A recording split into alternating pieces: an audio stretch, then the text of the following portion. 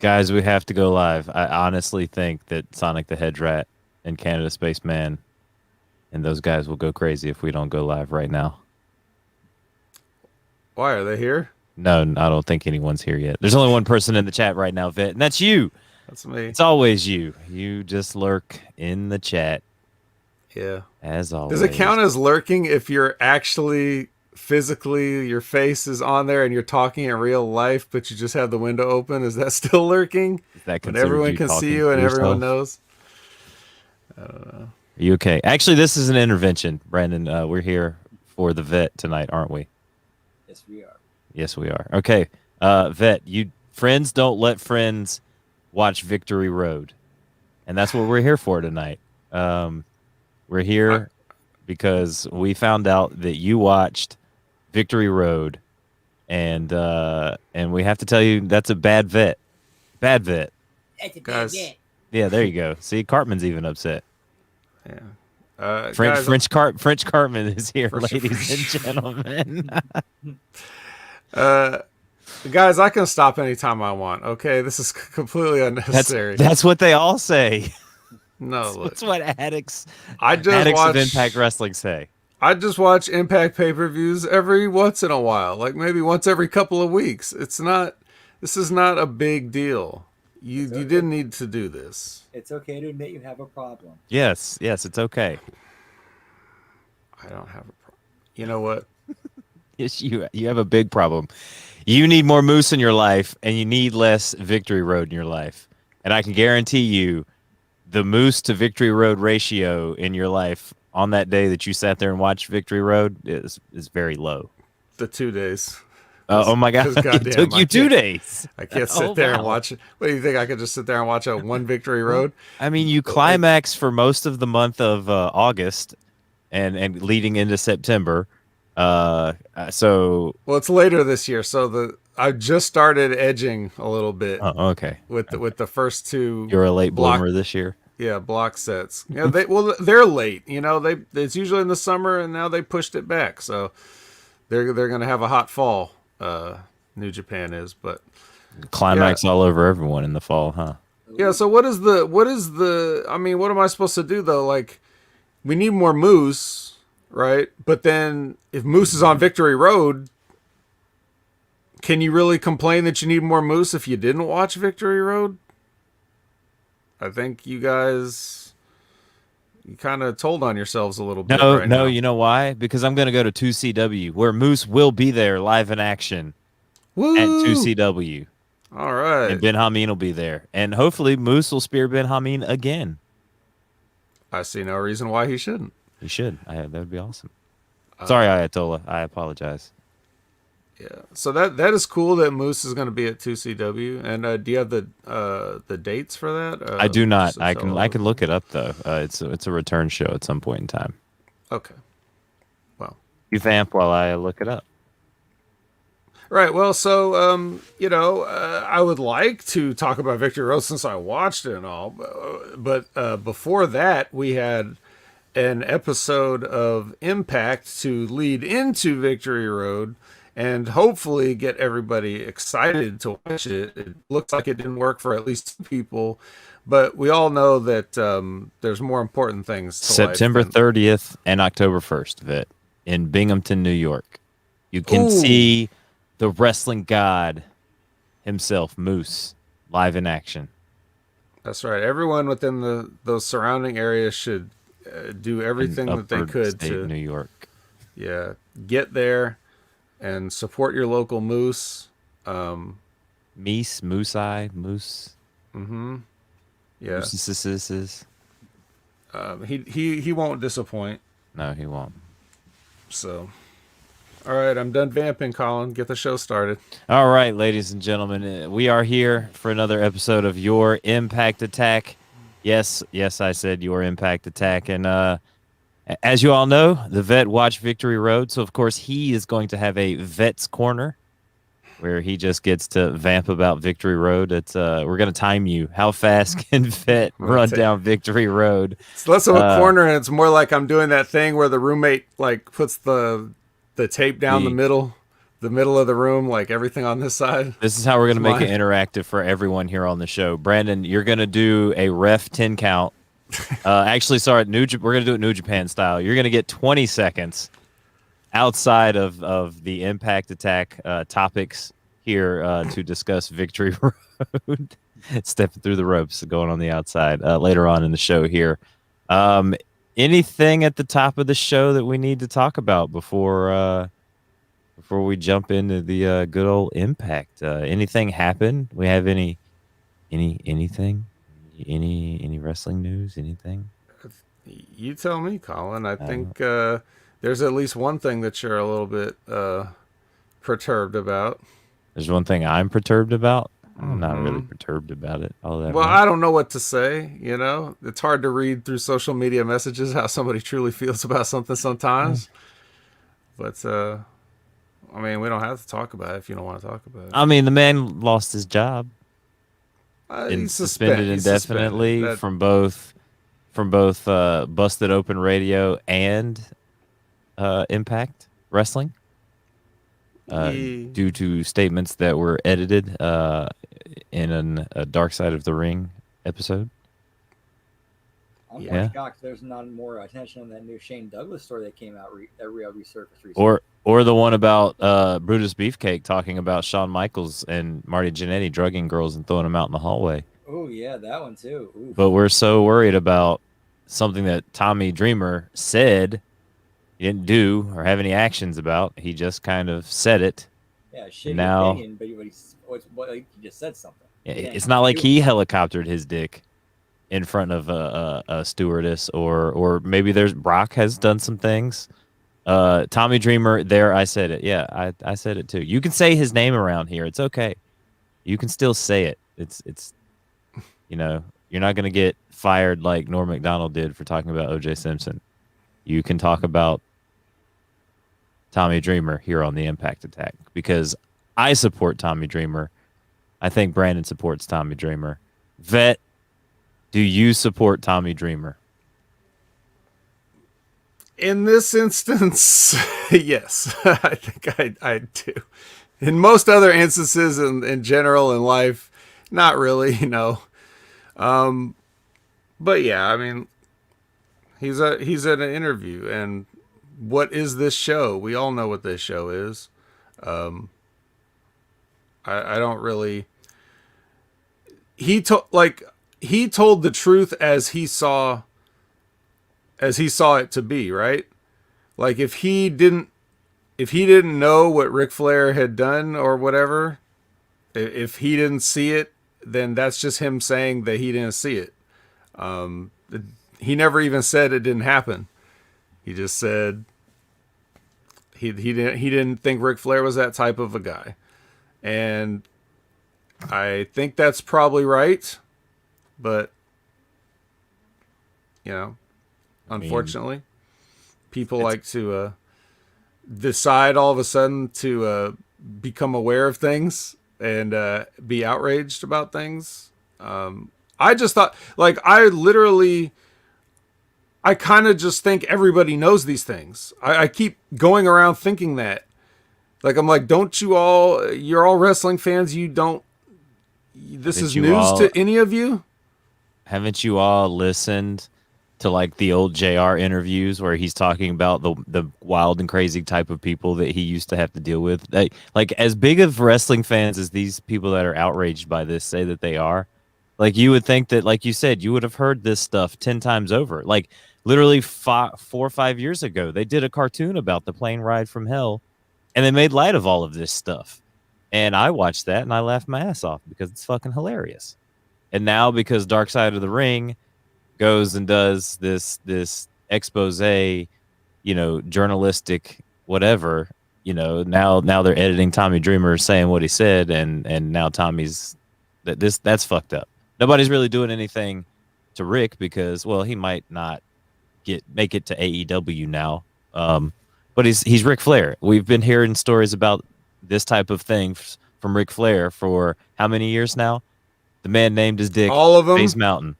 from him. Yeah, from the man literally, even the maybe 6 or 7 years ago was saying that Halle Berry had ridden Space Mountain. Right. Like, and we're surprised that so maybe Ric Flair has helicoptered his dick in front of a lady. Like this man. There's no excusing the No, incident it's no itself. excusing the incident, but There's no excusing the incident itself, but it is important to note that Ric Flair is drunk. there's a And bright side. Thank you, Sonic. yeah, yeah, yeah. Ric Flair was drunk, and he's a different person when he's drunk. I have Sea breezes. Secondhand information about this type of thing, about things that Ric Flair does when he's drunk that he doesn't do the rest of the time. Firsthand, ladies and gentlemen. No. Firsthand. Okay, Ric Flair. Ric Flair pushed me up against a stick for the vet, ladies and gentlemen. Yeah. Yeah. So that's no excuse, but that's different. I mean, it just is. And Tommy Dreamer commenting on it. I mean, he's not going to be gone. He'll come back. People will just forget. And even if if he comes back, are people really going to still be mad? They'll just be like, hey, I remember that thing that you were saying that time. No one's going to care. He'll just show up one day and everything will be fine. So don't cry for Tommy Dreamer. You're saying Tommy will eat a donut over a trash can and everything will be okay? He's already doing it. He's been doing it. He might not even move to the trash can. He might just be on his couch. Just on his shirt. Covered in crumbs. Sad tears coming down his face as he's eating this donut. Multiple donuts. It's not, sorry, not just one. Yeah, he'll be fine. Yeah, and all those guys like RVD. Well, I don't know if it was X-Pac. It was probably JBL. JBL shits and bags. No, it was X-Pac. Was it X-Pac? He It was admitted X-Pac. to it, yeah. You've got Mr. Fuji serving up roadkill to guys. Yeah, if you're not watching the video, the comment from Sonic is X-Pac shitting in bags and sandwiches is okay, but you twirl your penis, well, that's just too far. I mean, and that and allegedly grabbing her hand and putting it on it, that's not cool either. Sonic, let's not remember the gangbang videos that came out of Xavier Woods and those guys running the train on Paige and other women in the WWE. Yep, there you go. I think we should forget that. There's a lot of debaucherous ass stuff that goes on in the WWE and in most of the stuff in general, because for these people to think that Ric Flair is doing this behind the scenes, their favorite actors and actresses and musicians have all done this stuff more or less. Oh yeah, behind the scenes. Or regular people at regular jobs like this. It's human nature. Yeah, these are twirl your dick like a helicopter. Right. Well, maybe not specifically that part, right but now is twirling his dick for some guy down in the red light district in New York. I guarantee it. That part is him true. and French Spider-Man. Yeah. Yeah, I mean, you get used to this kind of stuff. You see it. And Brandon, you were in the business for quite a bit, and I'm sure you saw more than a handful of things that you probably care not to repeat or think about. But you just sort of kind of like go ahead and either keep the blinders on, or you just sort of compartmentalize yourself from certain groups of people and try to like avoid doing that stuff. I mean, do you have any like, without, you don't have to go into detail or name names, but I'm sure you have some stories of some some things that you've seen that made you kind of think differently about some of what you were getting into?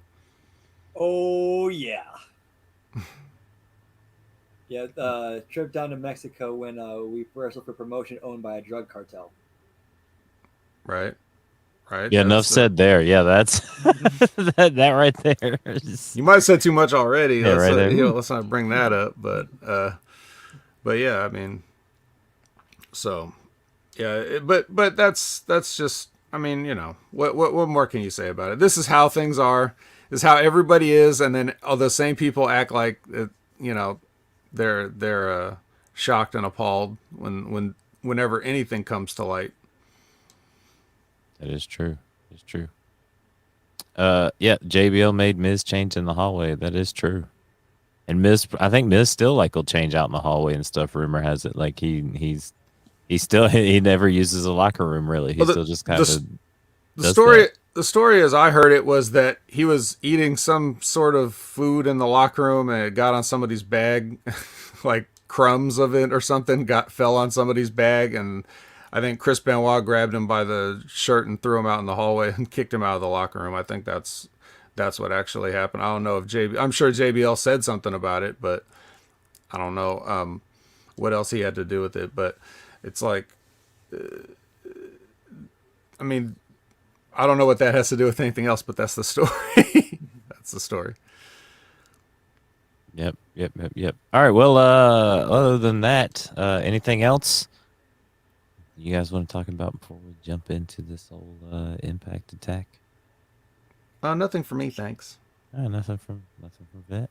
Should be good. Brendan, no. All right, ladies and gentlemen, put some ones in the chat if you want to hear Vet talk about Victory Road. Put twos in the chat if you just don't really care. And wave it in the air. Don't helicopter it though, because that is uncalled for. We did not consent to helicoptering.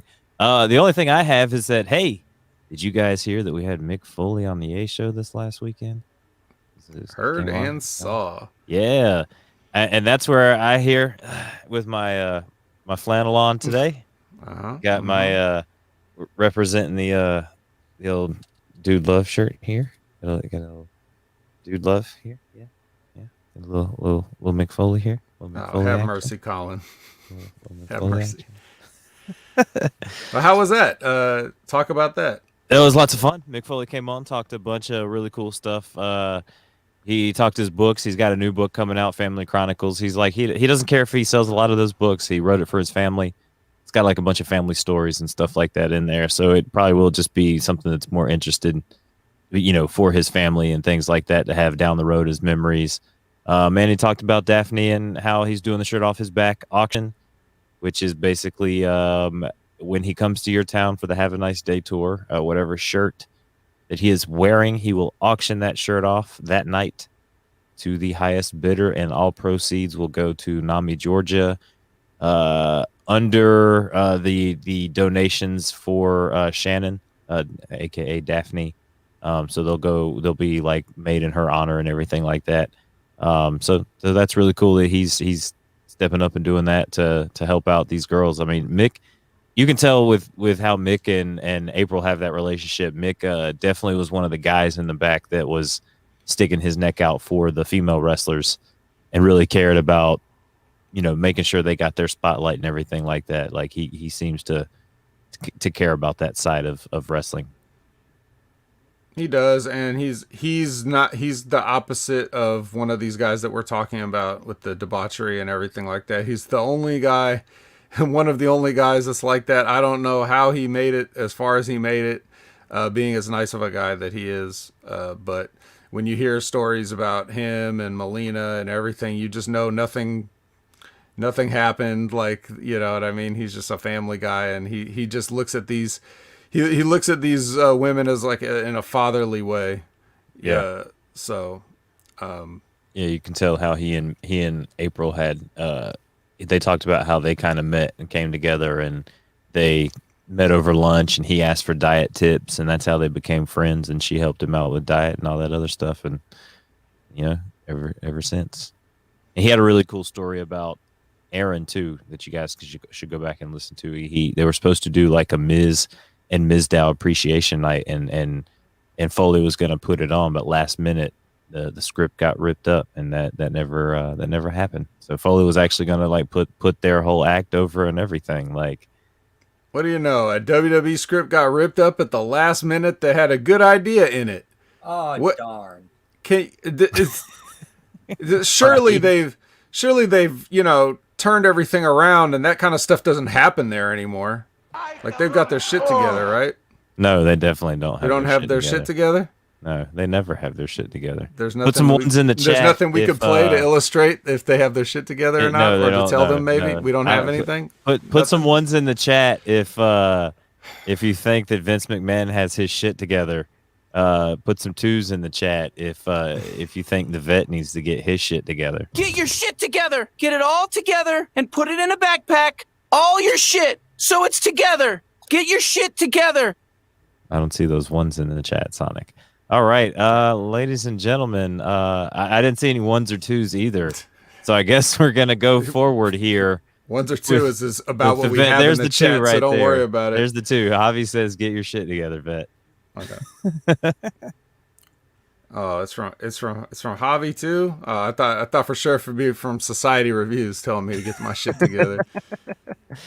Everybody's just hating on the vet here. Gosh, Tommy Dreamer issues apology over Dark Side of the Ring comments. Yep, we talked about that already. Let's see.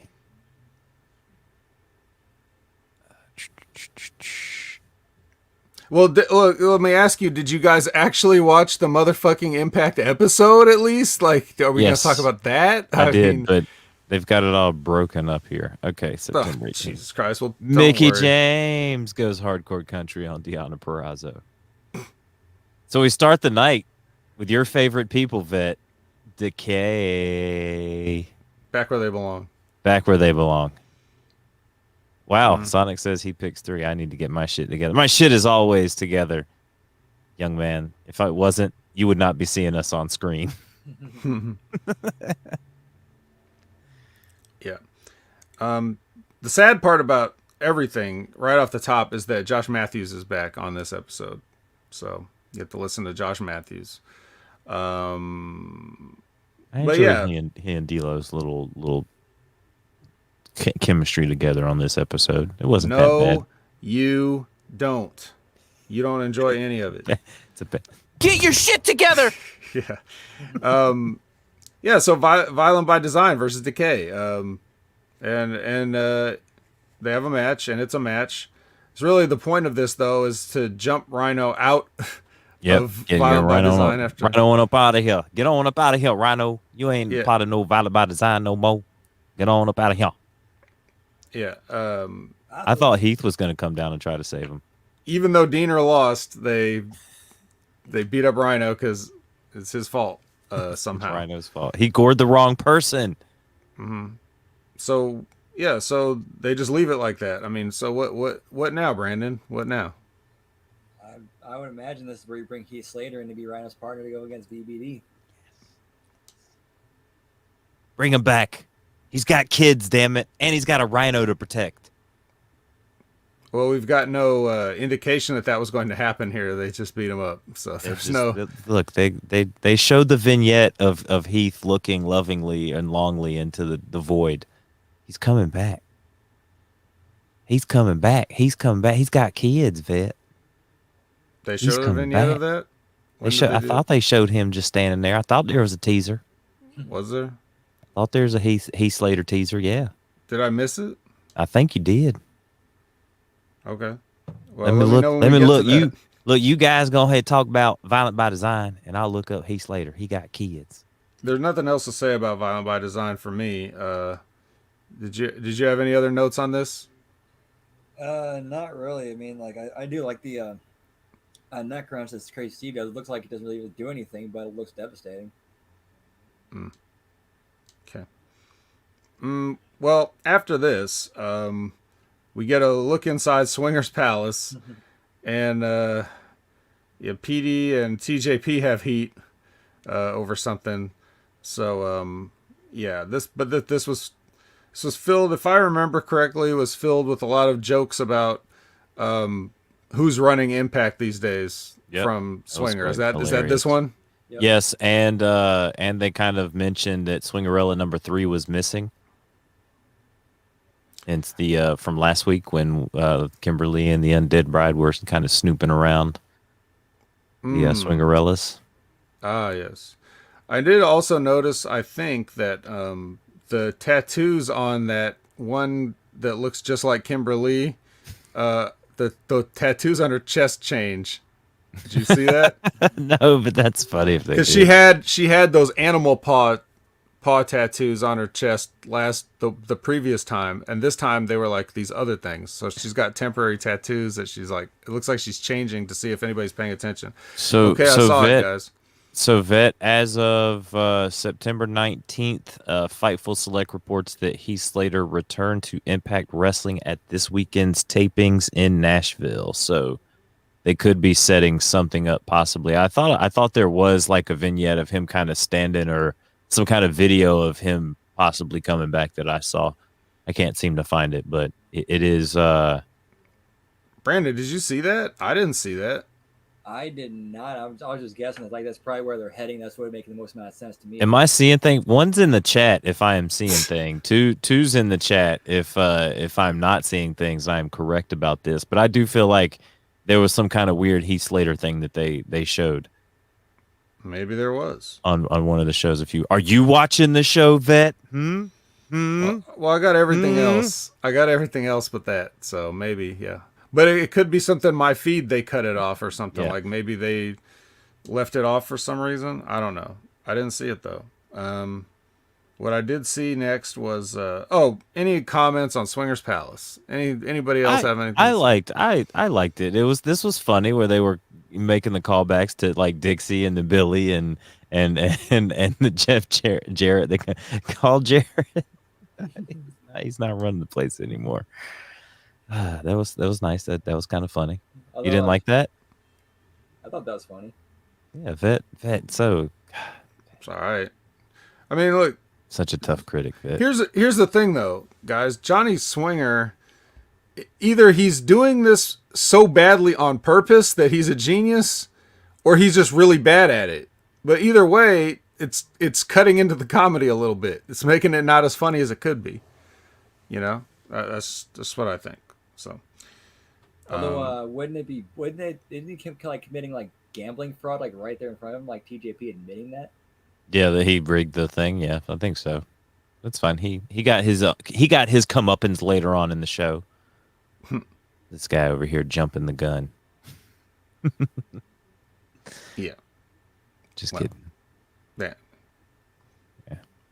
One's in the chat if you want to hear us talk about TJP All and right. Petey Williams right Damn now. it, just move on, would you? All right. Well, we can mess with that. We talked about crazy. We got Petey Williams. Well, wait. Christian Cage with his team pumping everybody up.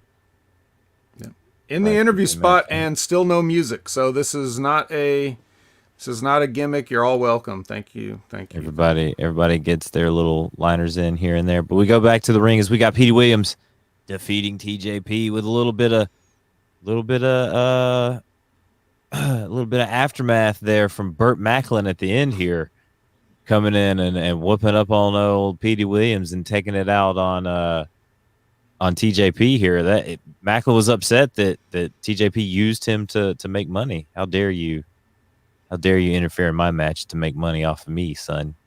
Yeah, how dare you help me win? Yeah, how dare you? And they played his music too. You know, even though he had nothing to do with anything, they still played his music after he beat everybody up. So you'd think he'd be in a good mood, but guess not. You want to know what put me in a really good mood this week, Vet? Our good friend Sonic the Hedge Rat found a YouTube video clip on the Ben Hameen YouTube channel of you wrestling. That put me in a really good mood this week.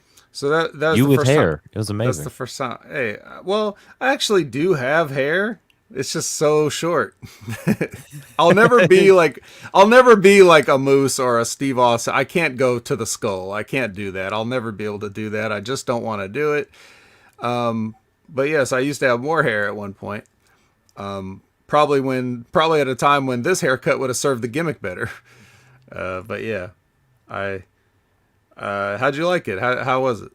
Oh, it was fun. I was watching your fundamentals. I was watching how you moved in the ring to see like you seemed to be very you were very technical. Like I liked how you sold when you guys powdered out of the ring. When you first jumped in the ring, you guys did the back and forth, and then how you got hit and you kind of fell back and sold and then rolled out. I was like, look at Vet, remembering his techniques and everything that Rip taught him there.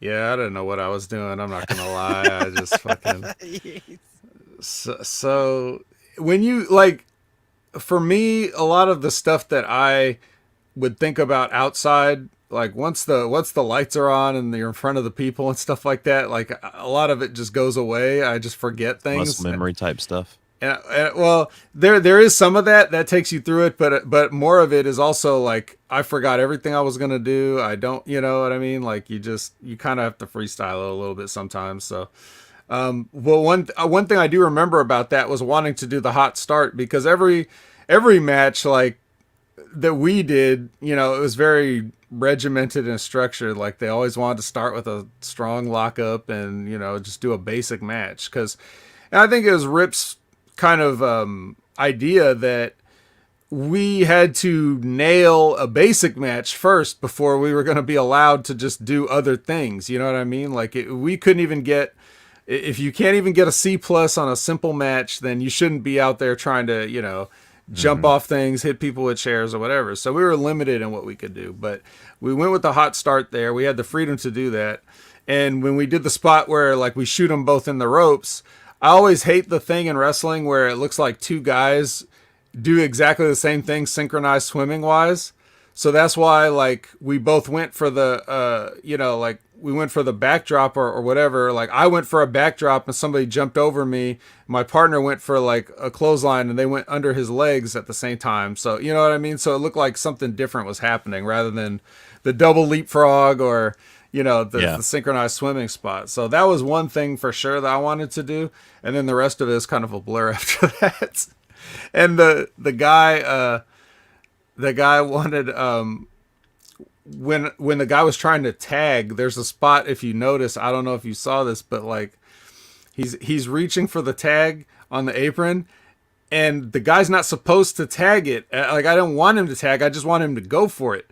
But he was really trying to go for it, like for a shoot. So I'm holding his leg. And the guy on the apron knows he's not supposed to get there until a certain point. So when the guy reaches for the tag, he almost like pulls his hand back for a second. Like alligator arms him, like to miss because he knows it's not the time. I don't know why, but sometimes working with that guy, the guy Lennox Lightfoot, like I'd tell him something and it was almost like he just didn't hear it or he didn't listen or whatever. So you always got a bunch of things to wrangle and keep under control. You know, when He's you're in the these moment, man. Let him be in the moment. I should just let him tag. What the fuck? But well, what ended in a not so hot start ended in I guess a hot ending, I guess you would say, as Burt Macklin destroys everyone in the ring, and we move on with our evening. Unless anyone has anything else to say about it, I have something. Oh, go ahead. I just a real quick thing. It doesn't have to do with the match, but during the match, D'Lo called TJP a 5-tool player, and then failed to name any of the 5 tools that he has. I mean, video games, tattoos, a broom. He carries a broom. Being Filipino, like all the tools. Those are 5, right? I think so. Those are 5 tools. You know the 5 tools in baseball, where the term comes from? It's like hitting, fielding, throwing, base running, and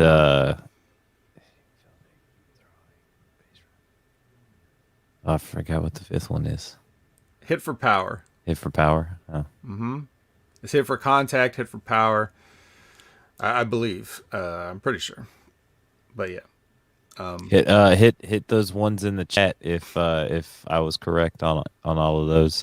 Hit those 2s in the chat if we need to use Google more. Let's see. Willie Mack interrupting a backstage segment with the Good Brothers. He's on crutches, and the Good Brothers are making light of his situation, and he says nope, and whoops their ass with a crutch. And Rich Swann grabs a crutch too and whoops their ass, whoops their bald heads, their old bald-headed heads with some crutches. And did you guys enjoy this little segment? Heath Slater or not Heath Slater? I just want Heath Slater to come back. Can we just so excited I look. We got some 1.5s in the chat from K Bob. So you're right. We were like half right. Half we need to go to Google. I think we got it. Yeah, I think we we got got it. I think we're on point there. We got it just like the Good Brothers got it from Willie Mack and Rich Mhm. Swann. They went to commercial break and then came right back to an interview with Willie Mack and Rich Swann, who are going to get a match at Victory Road, which you'll hear about all in the Vets Corner, which we've got some viewers in the chat. Hit those ones in the chat if you want a Vet Corner where he talks about Victory Road. Hit those 2s if you really just don't care and you want us to go home as soon as we're done talking about Impact Wrestling. So what? 10 more minutes. 10 All more right. minutes. They don't have a fucking choice. Scott Demore is going to give Swan and Mac that tag team title match at Victory Road. Right. I was just wondering, like, as I was watching it, when the Good Brothers were sitting there with Gia, I was just thinking at that moment, where's Willie Mack? Because I've seen the Young Bucks kick out of more than whatever the Good Brothers did to him that laid him up for weeks. So I didn't know how long he was going to take to get back. But yeah. I will say, in my head, in my defense about the 5-tool thing, for some reason in my head, I'm thinking like, all right, base running, fielding, and I'm like, it's just the little conscious in the head is like home runs. But I'm like, that's not a not a thing. Like, no, I hit home runs. I'm the home run guy. Yeah, every ball I hit right over the fence, no matter what. Yeah. Well, that was Barry Bonds there for a while when he was for a while. If they pitched to him, yeah, hanging out with the Balcor guys. Getting that B12 down from Florida. Yeah, right. Drinking that Florida water. Anything else on the Swan Mac? Anything, Brandon? You got anything? I just like these guys as a tag team. They're great. They got good mic skills. I like their act. and I did like how they come back from break right into the next thing. Because if you just saw like somebody get beat up with crutches, I think if you were tuning in somehow on TV and then you got a commercial break, you kind of want to see what happened after that. Right. You know, but in pro wrestling, we so often move on to other things like none of this ever happened. Like you see something devastating and then all of a sudden it's like, okay, well, on to the next thing. Let's not talk about that anymore because that's over. So I like they actually continue that kind of stuff. That's a nice little detail that I'm also going to take credit for. That was because of me and my complaining. Everything good on this show that is an improvement is because of our complaining. Well, you know who's out complaining next? Who? Oh, John yes, I actually Schuyler. do. Yeah. Who? John Schuyler. He's complaining about old Laredo Kid. And who wouldn't? I mean, Who wouldn't? Are you going to complain about Laredo Kid, Brandon? Of course. I mean, who's Laredo Kid? Exactly. oh shit. And who's John Schuyler though? Who's John the other Schuyler? thing. thing. Yeah, he's from South Carolina.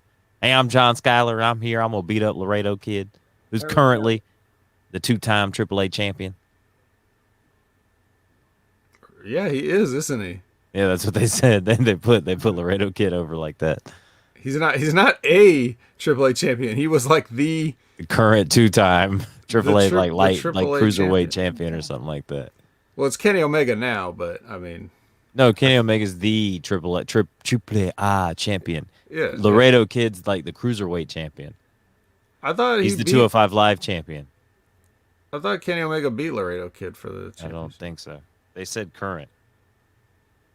Well, maybe he is a current other champion, but I think he might look. You know what? Look, I'm gonna cares? look it up right now. It's okay. Who cares? He beat John Schuyler on the last BTI. So that's the important thing we need to know about Laredo Kid for this. So yeah, I was right. He's the current 2-time AAA World Cruiserweight champion, Okay. All right.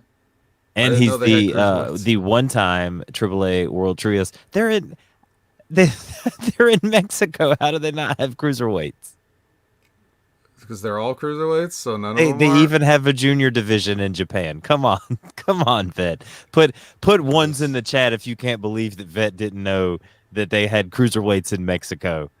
Put I those know, twos I in know the they chat are cruiserweights. if I you didn't think know that they that's correct. designated them as such. What did you think they called them? The Pequeño division? I didn't think they had weight divisions. El Paquitos. Does the WWE have a weight division? Yes, 205. Yeah. Bada bang. AEW does not have a lightweight. That's true. K-Bob says, to be fair, he did not know either, Vet. Even But though you- he put a 1 in the chat. Look, I will take this L, but I just come on. You have to just understand what I'm saying. Like I just assume that AAA or CMLL or whatever they just have their wrestlers because they're all of a certain size. And why would you make a cruiser like? What are you trying to say? Are you trying to say they don't have tall? They don't have heavyweights in Mexico? That's exactly what I'm trying to say. Thank you for saying it. Ray would be a heavyweight in Mexico. Ray who? Ray Orris? Big Ray. Big Ray Ray? Hernandez. Oh yeah, he'd be Kevin Nash over there. Ray said he was six. Ray said he was. Ray would no sell everything. Ray said he was 6 feet tall. Is that true? Yeah, Ray's like maybe a little bit taller than me. I'm 6 feet tall, so Ray's like 6'1", I think. Yeah, he undersold himself. I thought he was taller than that because his name's Big Ray. I just assumed he was like 6'4" or something. It's like when you call a person tiny. He's big, even though he's not big at all. I see, but that's 6 feet is still a little too big for the ironic joke. Personally, Look, Vet, really, it's because he's big in the pants. That's why they call him Big Ray. yeah. Well, You've seen the nudes. I actually haven't, but it's weird because he says sometimes lately he's been lamenting his penis on air, and I'm just like, why? We're supposed to be talking about NXT. Can you stop? But he keeps saying how his wife is disappointed and all kinds of shit, and I'm just like, stay on She track. is. I mean, she is. She's totally disappointed. Have you seen him? And you haven't seen. Come on, you've seen the pictures, Vet. You've seen it. You I've can't heard- helicopter that thing with a pair of Picture- tweezers. The pictures are rumored, as far as I'm concerned, and I don't want proof, so don't send me any. But yeah, no. Anyway, back to this match. The Laredo Kid, whatever weight he is, he did a combat roll off the apron to the floor. Did you guys see this? No, I need to go back and watch that again. There's a spot where Skylar it's one of the ones where the Skylar's standing on the floor and Laredo Kid's standing on the apron waiting to kick him or something, and then Skylar goes to try to attack his legs, and instead of like jumping over his arm like the spot is sometimes, usually the spot is like jump over the clothesline, then like kick him backwards and moonsault him, or you see that all the time. But anyway, so this guy when Skylar goes at him, he just does a combat roll to the apron or to the floor from the apron, which is essentially a hip toss bump on concrete. And that's right before Skylar's about to give him like an overhead suplex outside. So he just takes these two bumps. Both of them are completely unnecessary, but if you're going to take one bump, you take the suplex. But you don't just like but it was supposed to look like a smooth, cool, evasive maneuver, but you're jumping off the apron, so you're just splatting yourself on the ground. There's no cool way to like not splat yourself when you're doing that. So I thought that was really weird. Didn't you think that was weird, Brandon, that he did that? I thought it was weird they're on the floor at all. It's like there's no heat, no reason to like keep it in the ring. Like, why are you taking such risks like that for no reason? Well, that's just what they do. They're indie wrestlers. But Skylar has a good claim to hopefully one day get a shot at one of these cruiserweight AAA championships because he rolls up Laredo Kid and pin, like pulls the tights. So I'm just like, all right, who is this guy, John Skylar, and why are we being force fed John Skylar? What's the dirt on John Skylar? I don't know. I have no clue. Why does he just show up one day looking like he looks and we have to watch matches of him? I don't understand. Because he beat Matt Cardona. Yeah, but like, why did that happen? That's what I'm saying. Because he's a better wrestler than Matt Cardona. And he beat him. You saw it. We talked about it.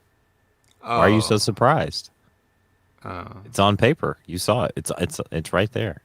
I guess you're right. Clearly the superior. You don't remember all the great things you said about his superiority when he beat Matt Cardona those weeks ago? No, Oh, definitely I can don't pull. I'll remember go pull that. it up. I'll go pull it up. I'll find it. I'll find it. I'll find it after the show. So let's see. We go to Taylor Wilde was the guest host on All About Me.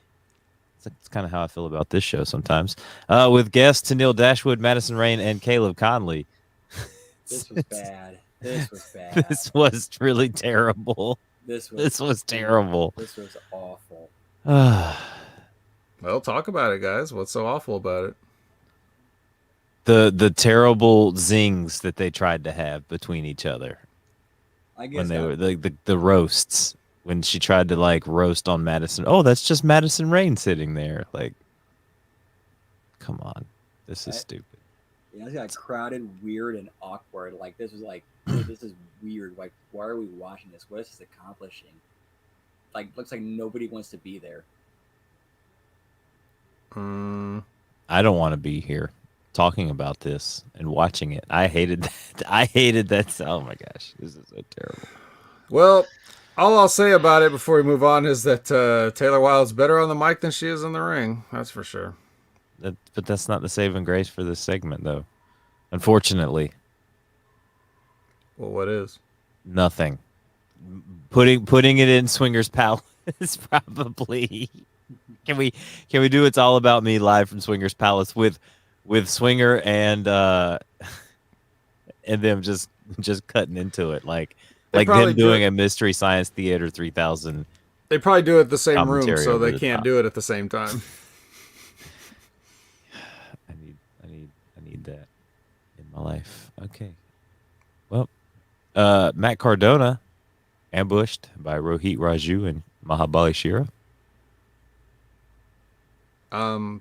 No, he ambushed them.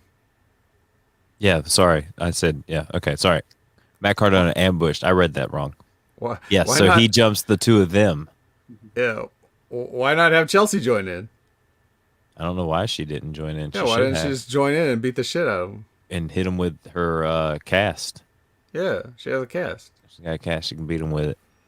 And now we're going to get D'Amore giving Cardona the no DQ match with Rohit at Victory Road, which you will hear all about later on in the show in the Vets Corner.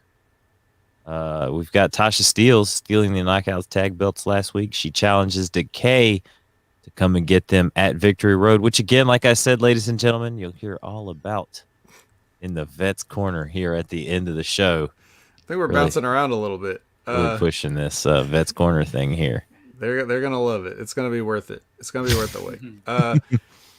Oh, what was bouncing around? Bouncing? Bouncing.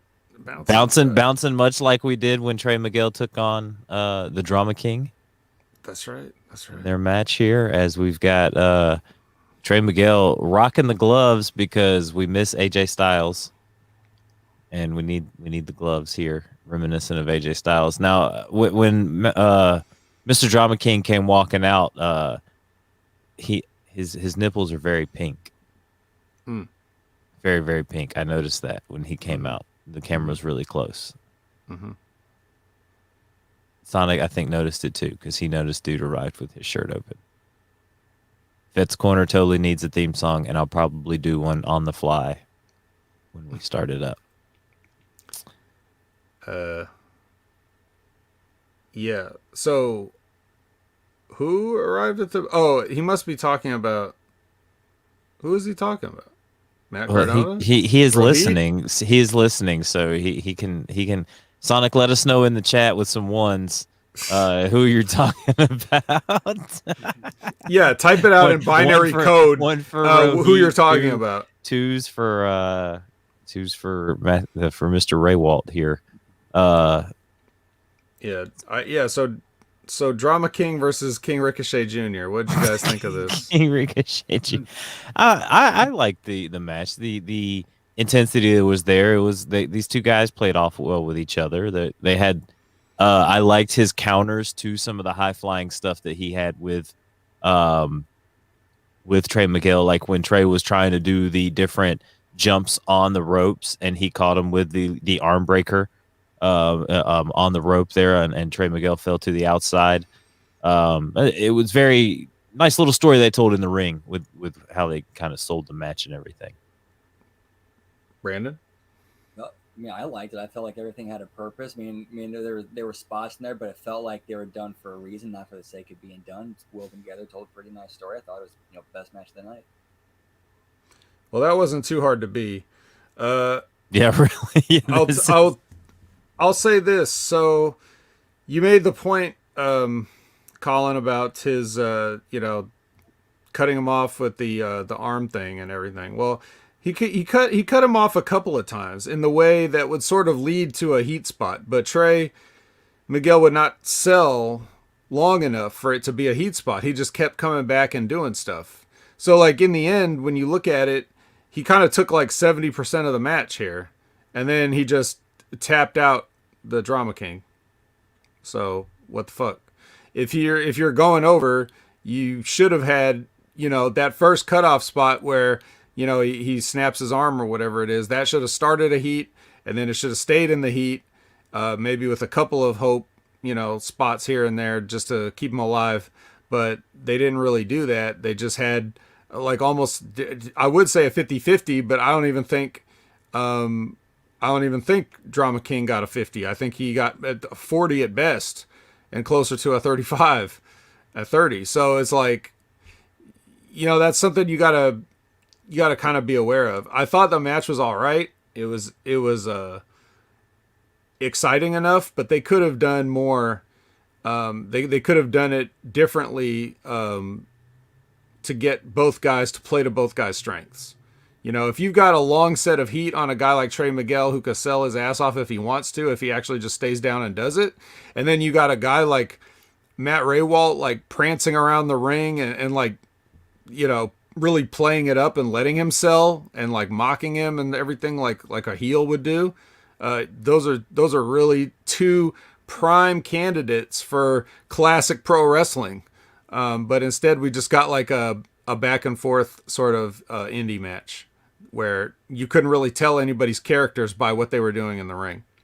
After I did have a note on here too, it said, yeah, I feel like Trey fired up way too quickly after getting, beat down for, decent amount of period. Like let him fight for more underneath and make it more, underdog.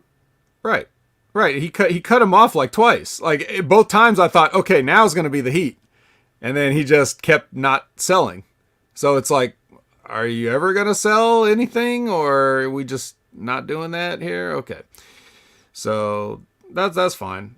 But then Deanna runs out and punches Trey Miguel in the dick as he's celebrating, which that looked totally unplanned in that he wasn't like, so like Trey Miguel wasn't just awkwardly standing around waiting to get punched in the dick like a lot of these spots do. Yeah. So then Mickey runs out, okay, to save Trey Miguel, I guess, from this horrific beating he's receiving. So here's my question, fellas. If Mickey was there, if Deanna had not come out and attacked Trey Miguel, would Mickey James have just sat around in the impact zone in those pants? Should have hung out in catering. Yeah, should have hung out in catering in those pants. Isn't it amazing that both of those women were able to sit there and fight each other? In one, Mickey James fought in those heels. She could barely run down the ramp, but got in the ring and started kicking Deanna's ass. And Deanna had some pretty thick platforms on there too. So it's kind of amazing. She was stomping on Trey Miguel. Yeah, those women are in there wrestling with the shoes that they had on. And Sonic wanted to say the tiny little Indian man was the one he was talking about with his shirt open. His name was Rohit Raju. What is it now? His name was Robert Paulson. He changed. His name was Robert Paulson. He changed his name. Was Rohit Raju.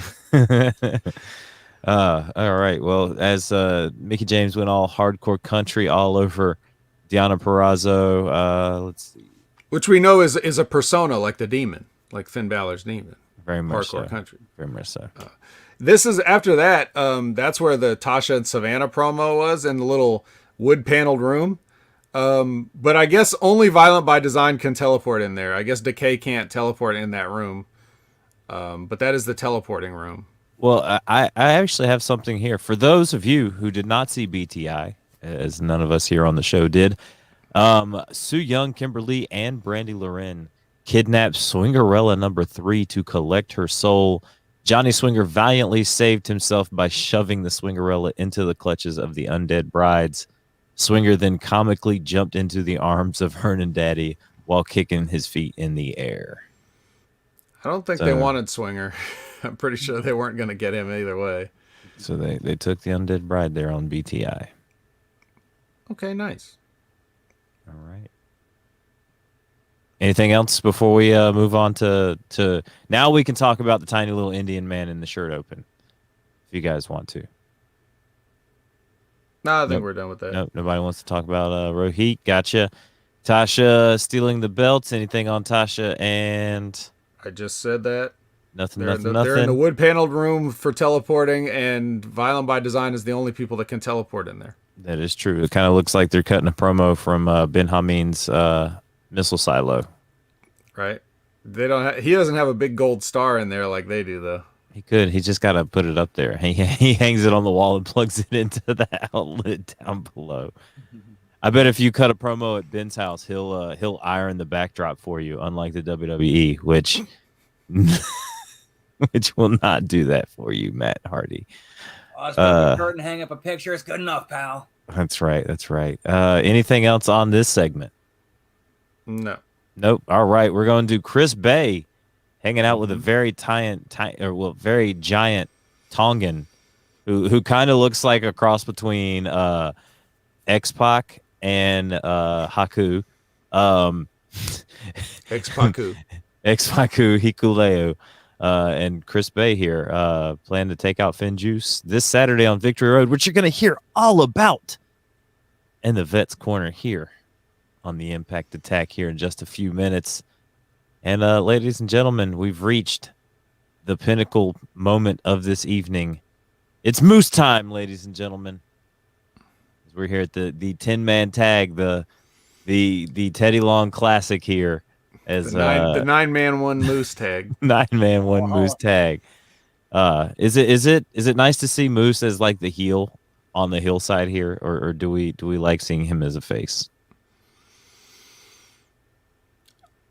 I think that Moose is always going to be a fan favorite because he's so cool and they like him so much. You can see him trying to be a heel, but the people just won't have it. Yeah, they're gonna play along with the Moose chants, and they're gonna get excited for the stuff that he does and all his impressive athletic things.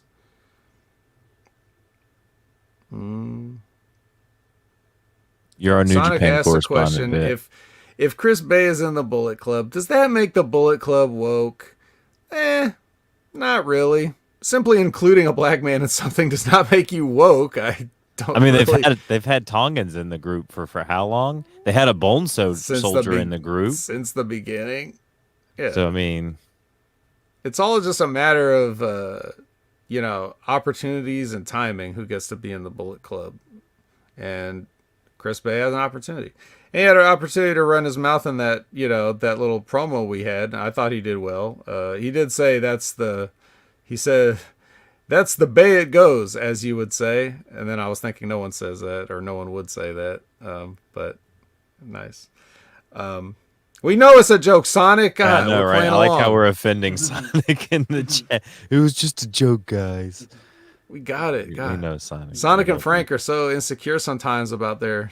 Like they think that we're really serious all the time. I know that my face is like this. I can't help it. I was born like that. Like that.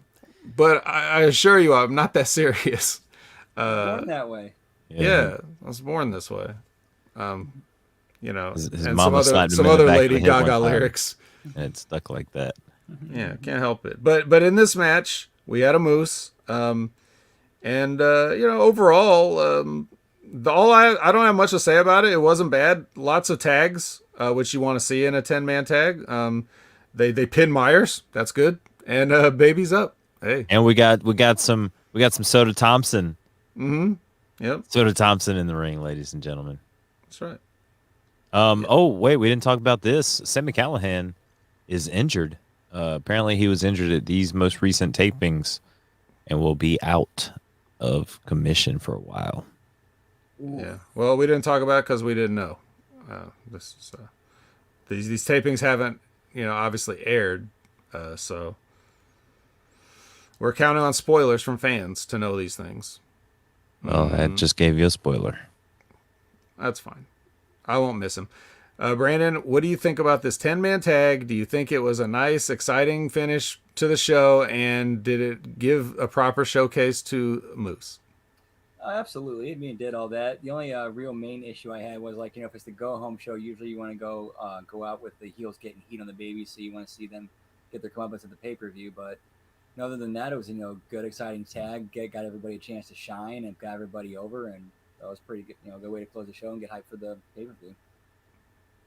That's right. And we got so hyped that nobody watched it except for me. So that's fine. You can't blame anyone. I certainly can't blame anyone for not wanting to watch Victory Road. But I will say at the start, at the top of Vet's Corner here, that I was fully prepared to have to slog through Victory Road and not enjoy any of it, because I haven't enjoyed any of the Impact pay-per-views so far. Not really. I mean, some of them had some okay stuff on them, but like to actually just sit there and watch Impact matches over and over and watch them do the same thing over and over, it's been tedious. I won't lie to you. I do watch it, but holy shit. All right. Okay. What's going on here? The Ayatollah's here. And there's no cactus back there, but he looks like he should be in a desert somewhere. I apologize. Earlier, I had mentioned something about Moose taking out Ben Hameen. So when my feed cut out, I had to go back through some radicalization training. All right. Understandable. Have a nice day. It's not fun when Ben Hameen just randomly shows up while you're in the middle of a show bit. Well, it was nice of him to get it over quickly. I mean, that only took a few seconds, so that's faster than I would have thought. He's nothing if not efficient. Yeah, that's true. But yeah, so are you ready for some Victory Road re-radicalized Colin? I guess so. Do I guess I can come up with a quick theme song for Vet's Corner. For the Vet's Corner. Well, we don't have time for theme songs. Let's just jump right into the hot action. Do. It's Vet's Corner. Yeah, that's good enough. That'll do. That'll do, Pig. That'll do. All right, so Victory Road, here we are. I was actually pleasantly surprised, although I wouldn't know that right at this point, when I'm watching the opening match, which is Burt Macklin versus TJP versus Petey Williams in a three-way that I think means absolutely nothing, if I'm not mistaken. Means absolutely nothing. Luckily, Josh Matthews was not on commentary for this. It is Stryker. But that is unfortunate in its own way, because during the commentary, Stryker was describing pro wrestling. He's like, it's some entertainment, it's some this and that, and then he uses the terms a little shoot, a little hook, and I'm just like, why does he keep doing this? Like, what is he talking about? I don't know. I guess you could explain it away like as shooting, meaning like in the terms of amateur wrestling, where you sort of like, leg diving and things like that. I mean, if that's what you want, if you want to talk about that kind of a shoot, that's kind of iffy, but I'm going to throw it to you guys as the arbiters. Does he get a pass for saying pro wrestling is a little bit shoot on fucking commentary on a pay-per-view thing, or should he be strung up by his short and curlies? If he followed up with hooks, I'm going to assume it was referring to the actual wrestling, like shoot and hook, like actual in the ring wrestling. Okay, fair enough. Colin, radicalized. String Colin. up that infidel. I should expect no less. Yeah. So. Yes. So we're like, I was getting ready to write a note that we're diving out of the ring in 1 minute into this match, but the match only lasted 3 minutes. So whatever. Might as well get your dives in. All right. Burt Macklin wins. No surprises there. Well, maybe a little bit of surprise. Okay. Okay, Sonic says everybody on this pay-per-view seemed a step off, throwing extra punches when double teaming people when their partner stopped. Maybe so.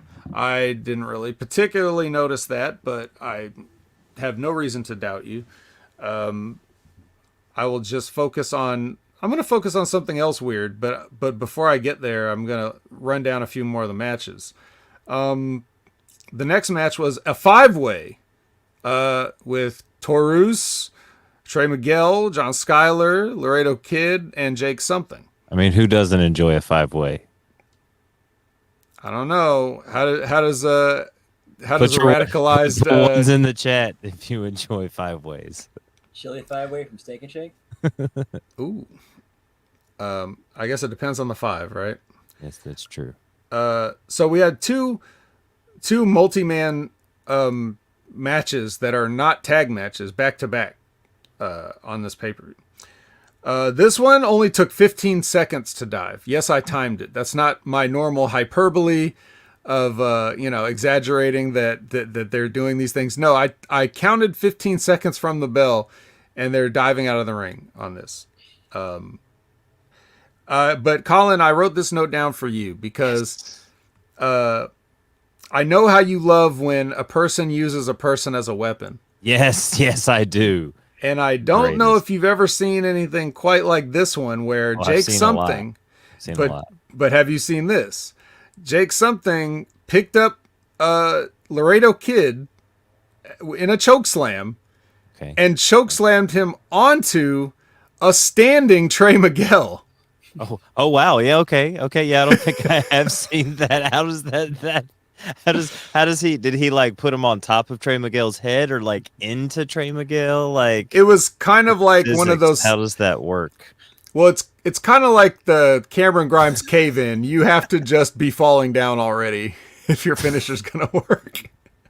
But yeah, he grabbed him. I think he grabbed him both by the throat, the double grab, and then he just held Miguel in place and threw the other guy on top of him. It didn't look like it was definitely awkward looking, but it came off smoother than I would have guessed if you were explaining it to me. So, yes. Speaking of botches, I think Madman Fulton botched in that Tin Man that we saw there at the end. He was trying to hit that I forgot what it is that it kind of looked like he was trying to do the Sister Abigail and botched it, like with how he fell backwards. Did you remember seeing that? I think so. Because it's like he stalled for a second there, and then the guy fell on top of him to kind of like finish the move, and like pretended he sold for the move like he was hurt, but Madman Fulton didn't sell for the move. It was weird there towards the end. Sorry, continue with the Vet's Corner. I did not mean to interrupt. No, it's perfectly all right. Laredo Kid wins this with a moonsault belly to belly. If you can imagine that as well. I don't know if I've ever seen that either. But he did it. So no wonder he's the cruiserweight AAA. Two-time and current. Dos tiempo. That means 2-time. Next is Taylor versus Tenille. Taylor versus Tenille. Radicalized Colin. Double T's. This is it was Taylor's least rotten match I've seen since she's been there. So that's a plus. She cut a good promo for you the show prior and was like, you know what? I'm gonna go out there and show Vet what I can do in the ring. Well, it just go. I'll take credit for Taylor Wilde too. I mean, if I can shame people into doing a better job at their job, then sure. But this was short and simple enough. Like they didn't try to do too much like she usually does, and they used the outside teams in the match. They even had the referee eject like all the people. So Jellering had to go. The Caleb. I mean, they have to go anyways. Yeah, they got to go anyway, but they really had to go. So they kicked up. So they actually did use them, which is another thing in wrestling a lot of times. And you see this all the time, Brandon, right? Where they'll have like a valet or a manager or somebody at ringside, and then they just are there and never do anything. And then it's like, why are you there? You came out. You might as well do something. So I always like it when they do something, right? Yeah, so it's there to take up space and just be there. Make it make sense. Mm-hmm. Yeah, see, Sonic sees they're listening. He said the drop down actually tripped somebody. They're definitely listening to the vet. That's right. I did mention something on, like, didn't I say that? Like, on one of these shows just recently, I talked about it, what it's supposed to be. Yep. I didn't care if they used that or not, but hey, whatever. Good job, guys. So, Taylor won with a German suplex or something, I think.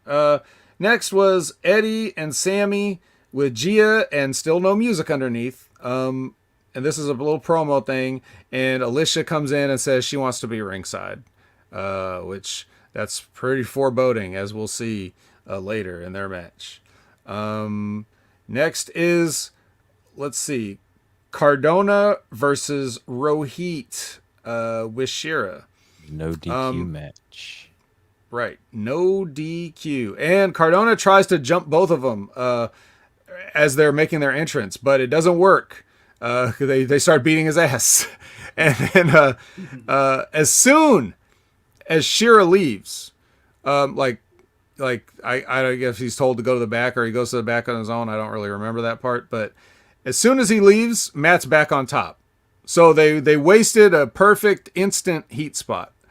Like you could skip the whole beginning of the match and go right into heat if you start with the two guys beating him up, right? And since there's no DQ, why would Shira even leave in the first place? Why doesn't he just stick around and they both beat his ass? The psychology, guys, the psychology. But anyways, maybe the referee did kick him out. That's why he left. I did notice that Matt still has this gross wound on his shoulder from that Nick Gage match.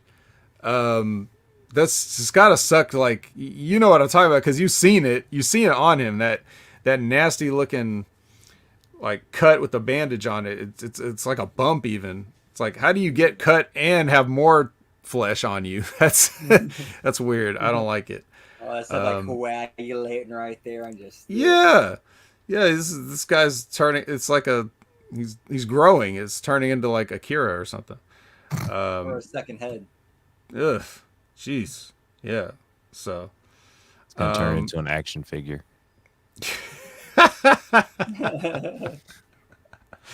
One's in the chat if you thought that was as funny as I did. But yeah. Yeah, so, yeah. Well, Sonic says the ref didn't give Cardona the option to not compete considering he got jumped. However, he jumped him. So it's his fault. Like, if he would have let them have their entrance, he could have came out, and just done everything like normal. It was his idea to attack him from behind, and it backfired. So maybe that's a little bit of, you get what you deserve there. But what these guys deserve is Chelsea Green running in, hitting a pump kick on Shira, Yes. and then radio silence to not Shira. Rohit. You shouldn't have said it. I shouldn't have said it. I meant to say Rohit, but I was thinking about Shira because he got ejected or whatever. And then so Chelsea comes in, boom, pump kick, boom, Cardona hits radio silence, boom, Rohit is pinned, boom, we're out of here to the next match. Would you like some making fuck? Bullet Club versus Finjuice. Did he just say making fuck? Yeah. That's fucked up. Bullet Club versus Finjuice. So here we go. What did you just say to me? I said Bullet Club versus Finjuice. And so I was going to call the team. You know how I like make up team names and stuff? So I was thinking about this team and I was like, maybe I'll call him Hikubeo. And then I was like, no, that's stupid. I'm not going to do that. But then Stryker said it. So then I knew I was right not to have pass it off as my own. Yeah, so that was weird. This was a serviceable tag match. They didn't do anything offensive in this, I don't really think. I will say that Hikuleo, look, he's young, he's big, he's the son of Haku, he's got a world of potential. So one of the things he's really just got to do is get comfortable with his size. He's able to athletically do things that guys his size normally shouldn't, wouldn't, or couldn't do. But he's just got to know that there's a time and place for them. But it's awkward. Like when you're tall, it makes everything awkward when you're so much taller than the other guys in terms of just the mechanics of where you lay stuff in, how you're supposed to move with your footwork, like in the timing of running and different things like that. It's just got to be. It's got to be awkward, and I imagine it's tough because you want to get a good fundamental base, and a lot of the fundamentals that they're going to teach you, you're not going to use probably if you're 6'7" or whatever he is, 6'9" with the afro. So I just I would say, and he should either improve his chops or just abandon the idea of chopping because they're not great. But he ends up getting the win with some sort of fireman driver on Juice Robinson. So Juice Robinson was working the leg or selling the leg the whole time because I think Chris Bay hits him with a chair at some point in the knee. But it was nice. It was okay. Like, it was all right. And what we've seen so far hasn't taken that long. Like, I was worried that a lot of these matches were going to go like 10 minutes, but like that first match went 3 minutes. So a lot of them were single digit minutes. So we're good. We're moving along. Next is the enemies versus allies match, which is, don't you dare play crickets before a moose match, you son of a whore. This is Moose and Morrissey versus Sammy and Eddie. So to run down the card order that we've had back-to-back multi-man tags, back-to-back singles matches, and now, or not multi-man tags. We have multi-man matches, then back-to-back singles, now back-to-back tag team matches. So it's weird how they're breaking up this card into like match types and just running it down like that. So here's Moose. Moose really loves Japan. You can tell by the way he works. I mean, who doesn't love Japan? I mean, raise your hand here if you love Japan. One's in the chat if you love Japan.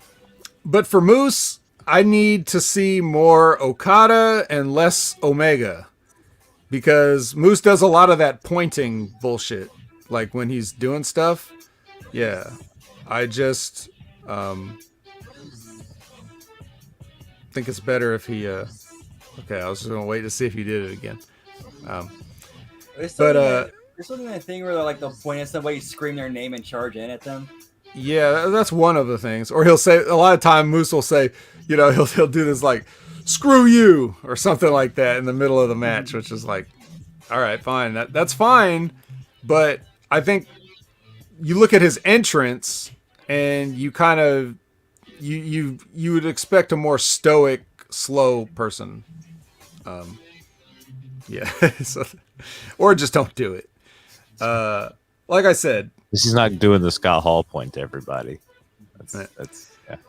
If you're a pro wrestler, no matter what, if you're a pro wrestler and you watch Kazuchika Okada, that's all you need to know. Just watch him and you will learn something from watching him. He's by far the best. What are you leaning in to say, Colin? Pants or shorts Okada? Shorts Okada. Yeah. I was gonna make you play fact or fiction there.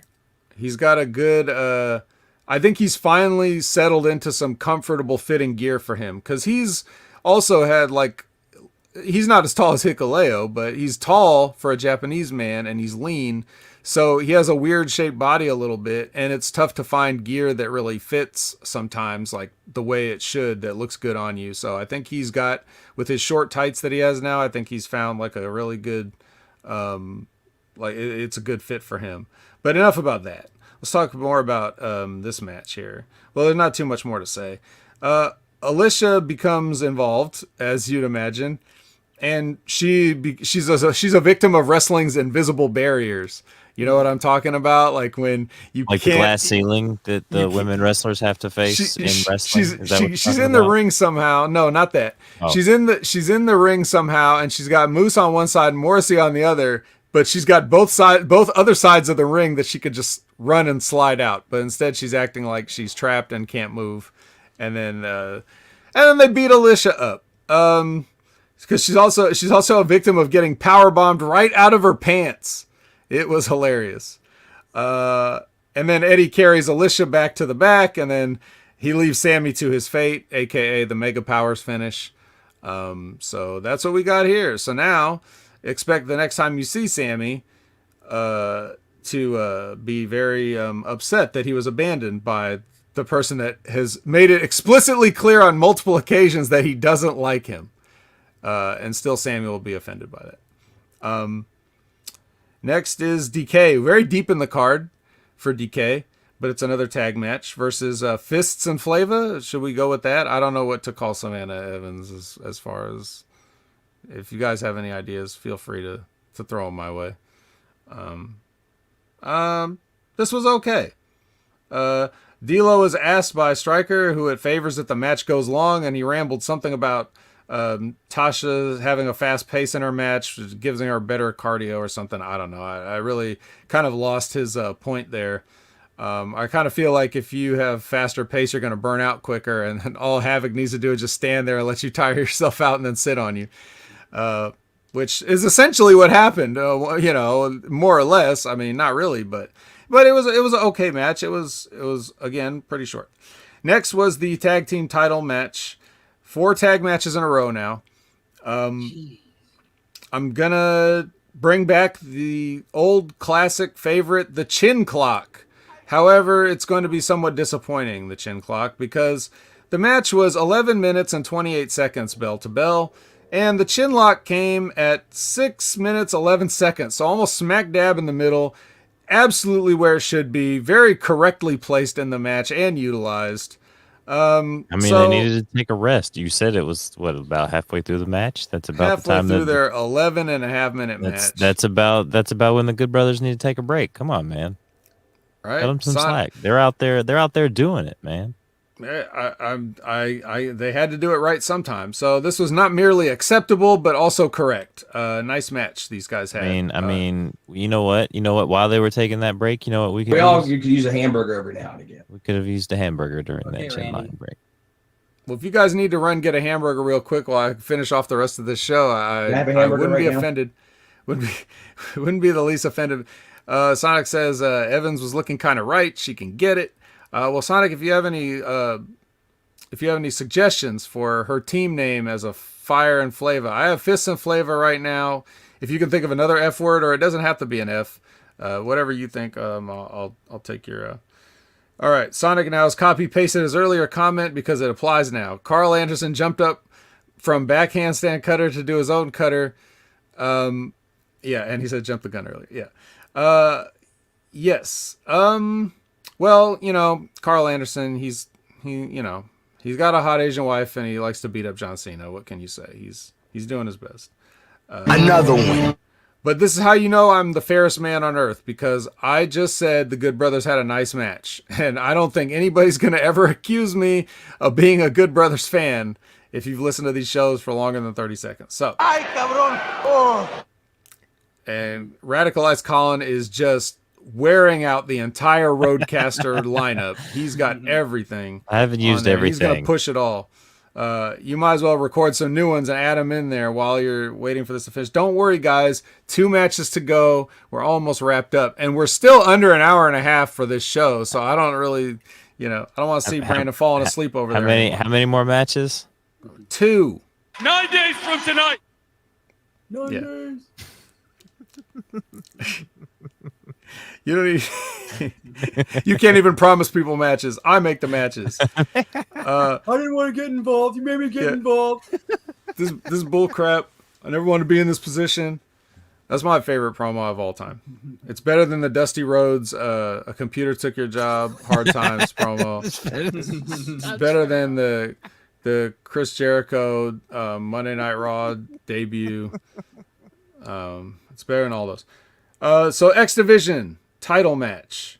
Josh Alexander, the Walking Weapon, versus Chris Sabin, the miniature poodle. Not Walking Weapon. Yeah. The match was fine, just like you'd expect. Sabin still needs to stay down to sell more sometimes, though. Like Josh hit that, that where he power bombs a guy on his damn knee, that move. And 20 seconds later, Sabin was already back on offense, not selling it. Just Bro, that should shatter your coccyx. There's no way you'd just be up. Yeah. Fire and Desire, whatever they're called, Fighting Fantasy Flavor. I don't know. Kiera Hogan's doing all right. I saw her beat up some girl on NWA a couple weeks ago. Sky Blue just beat her ass. So that was nice. And she cut a promo on Mickey James at the desk, like right to her face. Like, yeah, Mickey James, I'm Kiera Hogan. So good for her. The how she cut it exactly like that. Like, hey, hey, Mickey James. I think I pretty much nailed it. I think I Kiera did Hogan. Exactly. I think I did exactly. Is that why Mickey James is an Impact beating down a process ass and not an AEW? Right. Taking on Kiera Hogan. Yeah, exactly. So, yeah, because because they did those NWA pay-per-views, right? So they taped a whole set of TVs at the same venue.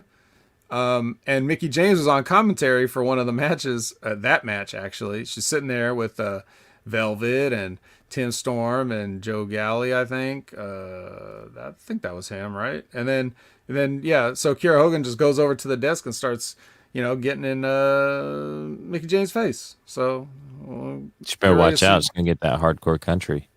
Mm-hmm. Oh, Fatal Flavor. Okay, that's good. You could have said it out loud, too. Well, I was talking to the chat while you were talking. That's fine. You can talk to him now. You're talking to him either way. So yeah.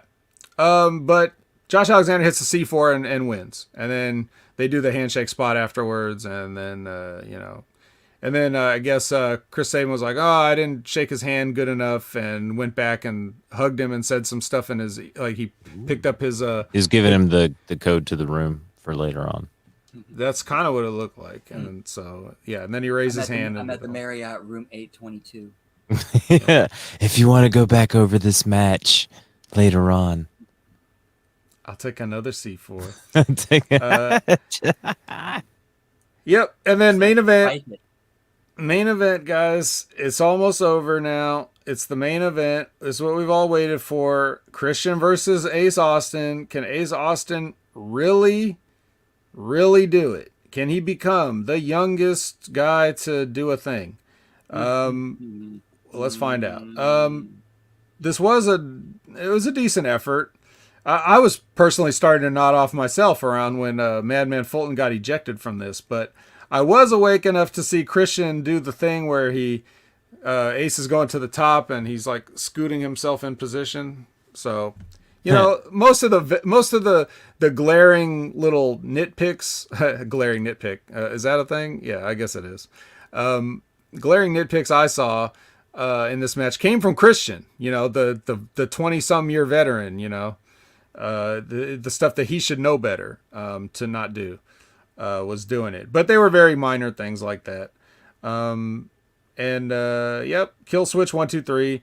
And then at the end, Alexander comes out, and he wants option C at Bound for Glory. So it looks like he's cashing in his X Division title to take a shot at the Captain Charisma. Christian, so yeah, that is your whatever this was called, Victory Road. Hey. That'll be interesting. I could get down for some Christian versus some Josh Alexander. That can be a really good match. I mean, Christian can plan out a really good match for those guys, and Josh is talented and athletic and probably the closest thing to like a real shooter that they have down in Impact Wrestling.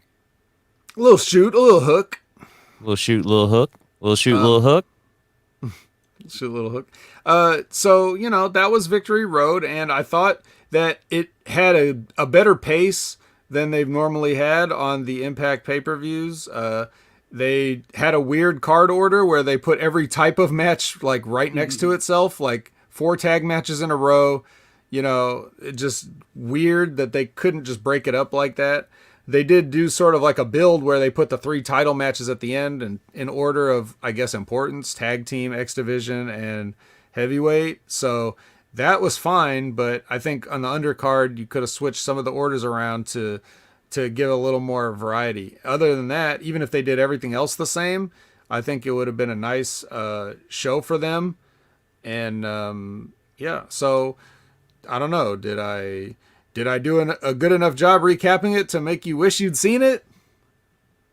I think with what you said there just now, they could have taken a cue from like the WWE's playbook on like a WrestleMania, where you might get a championship match first, or you kind of get those big matches sprinkled throughout with the fact that yeah, we're going to get Ace Austin versus Christian here at the end to kind of break it up, because I think the monotony of 4 tag team matches right there in a row is just it would deflate any crowd that's watching it, for one, and it's going to take the viewer at home out of it, that they're going to be looking at their phones or finding something else to watch, just because, oh god, another tag match. I might watch this one. I'm not going to watch this one though. I got a theory. I think Scott D'Amore is match type segregationist. Ooh. Ooh, wow, that bold theories here at the Impact Attack. Brandon, you might have to expound on that some more next week. Yeah, I've seen no evidence of that thus far, but I mean, maybe he's starting it. Maybe it's time Maybe for it him. starts now. I don't want those single matches intermingling with those tag matches now, you hear? Yep, there are a lot of tag matches, Vet. No, we have seen a lot of tag matches on, Decay literally is 2 tag teams in one group. You've got Violent by Design constantly out there wrestling. We just had a 10-man tag team for the main event on Impact Wrestling to cap the show off. There, I think Scott D'Amore's true colors are starting to shine through here. I think he's got a little Teddy Long in him. It will be 10 tag team matches in a row. In a row. With The Holla, Undertaker. Yay. With Decay. Oh. We don't have The Undertaker. If you put all of them together, they're almost half an Undertaker. With Mantar. No, that's Black Taurus. Oh, Black Taurus. Black Man Taurus. Black Man Taurus. Wait a minute. You can't have a guy named Black Man Taurus. That's segregation. Anyway, so Sonic, as the only other person that watched the pay-per-view, would you like to give any he final? Said it was a decent pay-per-view. Yeah, he said it was. I know he said it was decent, but he said you did a really good job of recapping it to make people want to go back and watch it. I appreciate that, but I just would like to ask if there's anything else he would like to add that maybe I didn't cover, or that he said that I don't him. have the True Colors song as a sound clip. He said that before I got before I got the words out. So that's why I was just saying it again. Like, if there's anything else he wanted to add, that could be a talking point. Listeners and viewers on YouTube, put ones in the chat if you want Sonic to expound more on the pay-per-view. Even if you're listening to this after we've gone off the air live, still put ones in the chat if you want Sonic to hear about it, because we might have let Sonic come on and talk about it, and you would have attributed to that with all your ones. I'm trying to buy time so you can put ones in the chat for those that are listening after we've gone off the air live. All right, back to the show. Vet. Yes. Anything else this evening? I think we are just about wrapped up here. Gotcha. Unless you guys have anything, I don't. Nope, nothing. Brandon, you got anything? That's gonna be interesting seeing Christian and Alexander. It looks like they've been setting him up for something big, and he looks like a guy who can carry the company. I mean, he's legit, and he's got a good look to him, and why not give it a shot? Wow. If they do hand it off to Josh Alexander instead of our Moosey Moose, how upset would you be, Vet? Not really upset. I just, because you could think of that match potentially down the road, a Josh Alexander versus a Moose. Yep. So that's fine. And if Moose can win it from Josh Alexander, that would be nice. But yeah, down with Canada. Yeah. Yeah, damn it. We'll see. We'll see what they do. But I wouldn't be mad, because they they've built him to the point where he's a credible person. They have built him to be a credible person. Yeah, I'd be mad if it went to somebody like Sammy Callahan or Chris Sabin or one of these other Eddie Edwards. Fat Eddie or You know who it's not going to. Tommy Dreamer. Tommy Dreamer. Tommy Yes, sir. Dreamer. Yes, sir. Yes, sir. All right, Brandon, go ahead and let these fine folks know where they can find you at, sir. Actually, we are kind of doing a bit of an overhaul again. Things are kind of changing. Some actually major life changes. Kind of going in a different direction. God has a way of kind of throwing a wrench in things we think are going to happen and take you a different direction. So it's kind of where we're heading. Not really sure where things are going. So, but we'll see where it is. And once I know what we're doing, we'll get that out there. But it's kind of a transition period right now. Much like Impact Wrestling is in a transition period because we don't know who's going to be champ here in the future. Vet, let those fine folks know where they can find you on farmersonly.com, Black Planet, J-Date, Christians Only, trying to think where else. Well, it doesn't matter where else because it's all one place. Opinion Haver on all those things. If any Jewish singles are interested in getting in touch with me at Opinion Haver, that's going to be everywhere. So if you want to see, if you're interested in seeing more matches that I was involved in if you go to my YouTube, which is also at Opinion Haver, I think I got a playlist on there that has the matches that Ben Hameen has uploaded to his channel all in one place. So you can kind of check those out. The quality varies on these. A lot of them were just like, they're just taped for posterity, not like for production. Like the match that you guys saw that Sonic had posted, that was for TV. So it had angles and, like somewhat production. Most of them are just like a hard camera up in the crow's nest. And they're kind of fuzzy at best. So they're on VHS tapes. So if you can like Big Ray wasn't kidding when he said he didn't know which person I was in one of the matches. So like the quality, but yeah. So if you like that stuff, I don't know if Ben had more, because at one point he had the whole access to the whole OVW library, and that's why he was able to upload a lot of these things.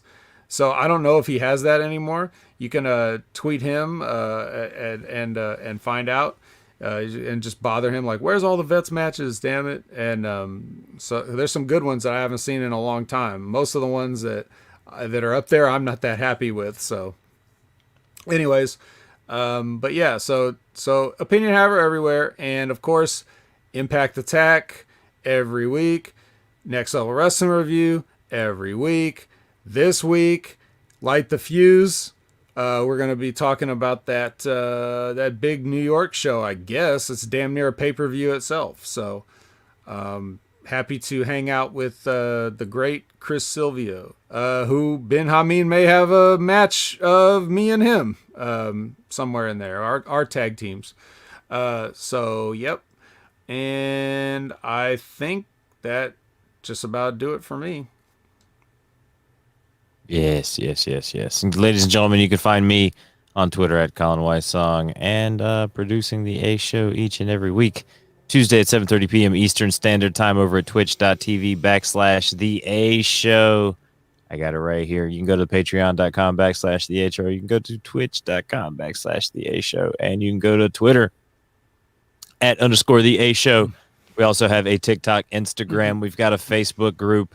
Vet, one of these days, I'm going to hit you with a flagpole, and then I'm going to drape that One Piece flag over your lifeless body, much like Violent by Design did to Rhino on Impact Wrestling, which you can hear if you go back and rewind and listen to the top of the show. And I guess that's it, ladies and gentlemen. You've had a full show here. We had some news we talked about at the top of the show. We talked about Impact Wrestling, and you got the debut of the Vets Corner, ladies and gentlemen, and I guess a costume change. Don't forget. And change. No, it's not a costume change. It's a costume change. I got re-radicalized live on air, ladies and gentlemen. You know damn well what happened in the biz. We call that a costume change. That is not a costume change. But before we get out of here, ladies and gentlemen, we got to pay some bills.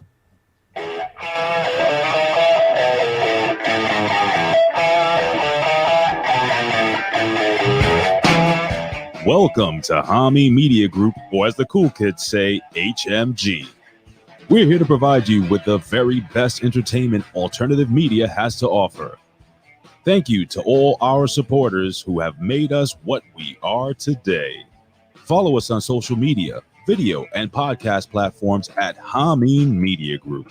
Become a subscriber to Hami Media Group at patreon.com for great free daily content as well as off-the-top rope extras. Subscribe to our affiliate Patreon channels with a plethora of fun content on various tiers that will bring tears of joy to your eyes.